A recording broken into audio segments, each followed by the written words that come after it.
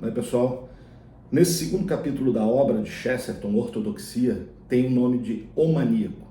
Nesse capítulo, Chesterton vai tentar demonstrar que aquilo que mantém a sanidade do homem, a sua sanidade mental, é a crença no imaginário, é algum tipo de crença mística. E ele já começa esse capítulo de uma maneira muito interessante, uma maneira brilhante, né, do ponto de vista literário, que ele reproduz uma conversa que ele estaria tendo com o editor de uma revista, um editor do jornal, e que em determinado momento o editor teria, se referindo a uma pessoa, teria dito o seguinte: esse homem vai conseguir, ele acredita muito em si mesmo.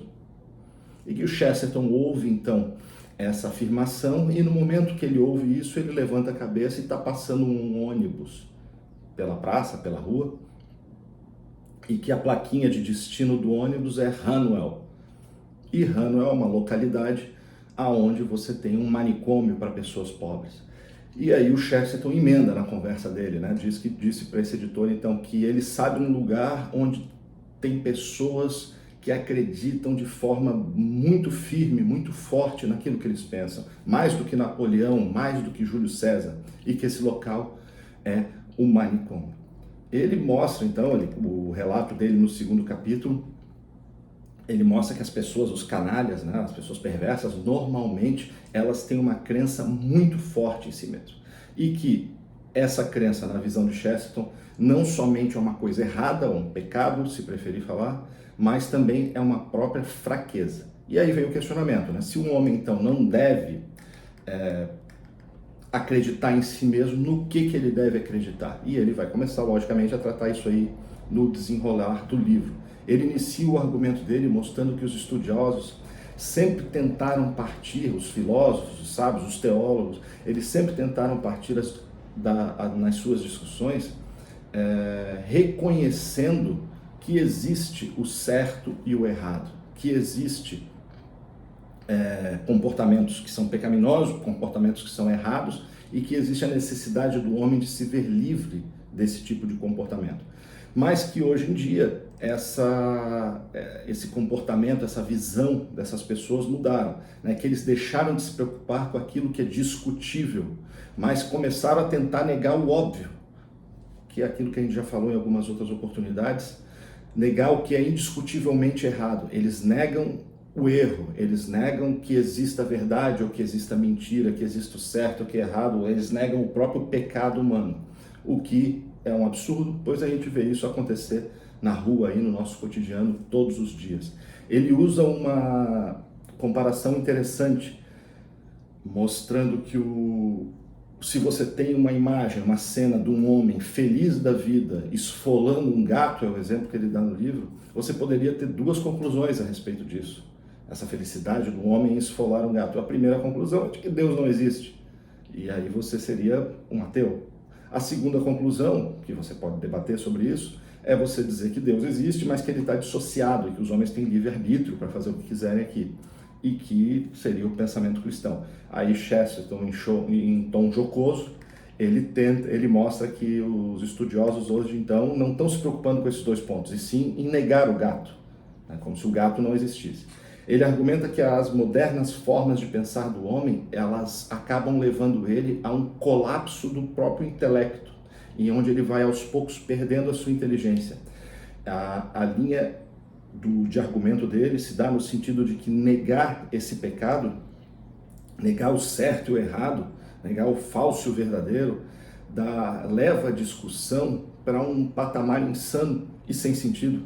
Você não consegue nem começar a discutir, você não consegue nem começar a pensar sobre o homem se você não considera que existem atitudes certas e atitudes erradas. Lembram lá do que a gente comentou daquele livro A Abolição do Homem, do Lewis, falando sobre a questão dessa lei natural que nos governa? Então está bem relacionado aqui nessa questão desse segundo capítulo do Chesterton. Ele segue nesse segundo capítulo fazendo uma comparação entre pessoas normais, que ele chama de pessoas comuns, e pessoas esquisitas, pessoas insanas. Para o insano, na visão do Chesterton, a sua insanidade é absolutamente normal, porque ele tem uma impressão extremamente verdadeira e forte daquilo que ele acredita. Então o que acaba fazendo com que o homem que ele acredita que ele é uma galinha, ele vai acabar no manicômio. Mas aquela crença de que ele é uma galinha é muito forte para ele. Já para o Chesterton, para o homem normal, para o homem são, essa crença, essa ideia, ela é irônica e a gente acaba achando isso divertido. O louco não, ele não vê a ironia nesse pensamento e acaba, segundo as suas palavras, em Hanwell. As esquisitices e maluquices, elas só impressionam as pessoas comuns, as pessoas normais. As pessoas loucas não se impressionam por isso. E que por isso, por conta disso, as pessoas comuns, elas têm momentos muito mais emocionantes do que os loucos, do que os materialistas, como ele vai tratar aí no decorrer do capítulo. Ele aborda a questão dos romances, né, dos novos romances literários que são escritos por pessoas loucas, segundo ele, que ficam flertando com a insanidade, e que história sem sentido, sem pé nem cabeça, e que logo esse tipo de história cai no esquecimento. Ao passo que os contos de fada e as histórias, os grandes clássicos, né, que tratam de pessoas normais, com comportamentos normais, em situações inusitadas e que acabam virando heróis por conta desse tipo de comportamento, permanecem vivos por mais tempo. Nas palavras dele, abre aspas, o conto de fadas discute o que um homem sensato fará em um mundo louco. O romance realista sóbrio de hoje discute o que um lunático fará em um mundo sem graça. Então ele critica, assim, o pressuposto da nossa sociedade hoje de que a imaginação mística, de que a crença no imaginário seria perigosa para a sanidade mental. Ele demonstra, então, que a insanidade mental ela é causada não pela imaginação, mas pela razão inflexível e você excluir totalmente a imaginação, essa crença mística do seu pensamento. A imaginação, segundo ele, não é uma doença, ela é o próprio remédio para a sanidade do homem. E é a rota de fuga quando a gente se sente pressionado pelo mundo. Ele mostra que os grandes autores, Homero, Shakespeare e outros escritores, eram pessoas normais. Os seus críticos é que tentam atribuir a ele características diferentes, mas que eles eram pessoas normais, sem nenhuma diferença das pessoas comuns. A imaginação, então, ela reconhece a impossibilidade da gente racionalizar tudo. Realmente, a gente não tem explicação. No Homem Eterno, por exemplo, ele vai mostrar o quão infantil é essa crença, por exemplo, no evolucionismo. Você pensar que um número determinado de partículas dos componentes corretos no tempo, na quantidade, misturadas na sequência correta, foram fazer com que o mundo chegue a ser o que ele é hoje. Isso chega a ser tão... Você precisa ter tanta imaginação para crer nisso como para crer numa divindade, para ter uma crença mística. Ele fala que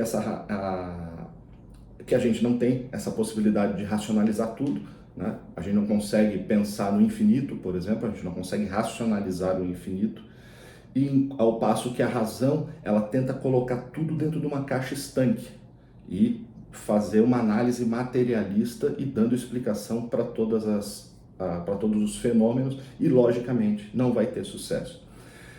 Ele explica que a avaliação das pessoas é uma tarefa perigosa e aí ele se vale de uma expressão, né, que fala tão louco quanto um chapeleiro. Tem até citação disso no livro da Alice, né, País das Maravilhas. E essa tão louco quanto o chapeleiro é uma metáfora, porque o chapeleiro, como ele tem que tirar a medida da cabeça das pessoas, em tese ele estaria analisando a cabeça das pessoas, o que levaria ele à insanidade.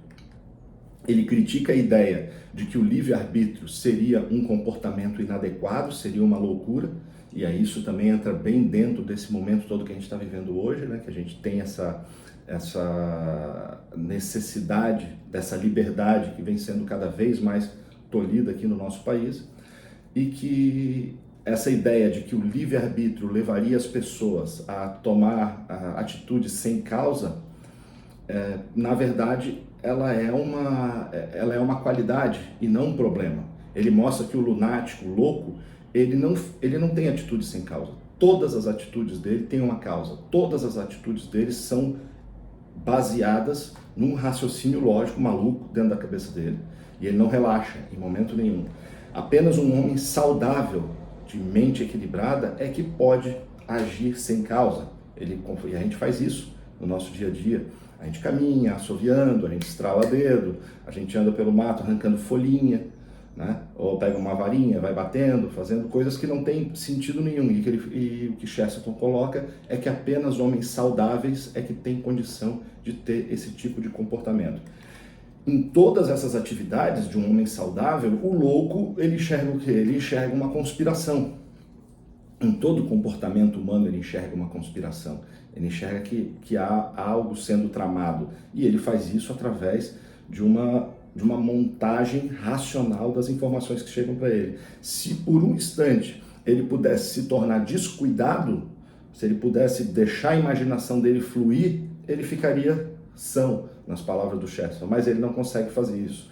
A clareza horrível de detalhes, quem já teve algum contato com pessoas com quadro psicótico mental, essa clareza horrível de detalhes e o labirinto, né, de conexões infinitas na cabeça da pessoa é que tornam impossível você argumentar com o louco. Nas palavras de Chesterton, abre aspas, o louco não é o homem que perdeu a razão. O louco é o homem que perdeu tudo, exceto a razão. Se um louco diz que conspiram contra ele, você não tem o que falar. Você vai dizer para ele, não estão conspirando contra você, as pessoas não estão querendo te prejudicar.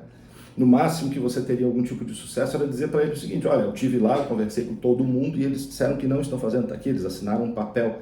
E justamente, veja que não faz sentido ele se convenceria nessa situação, mas não faz sentido ele se convencer nisso, porque seria justamente o comportamento de alguém que estaria conspirando, faltaria a ele a imaginação para perceber o logro.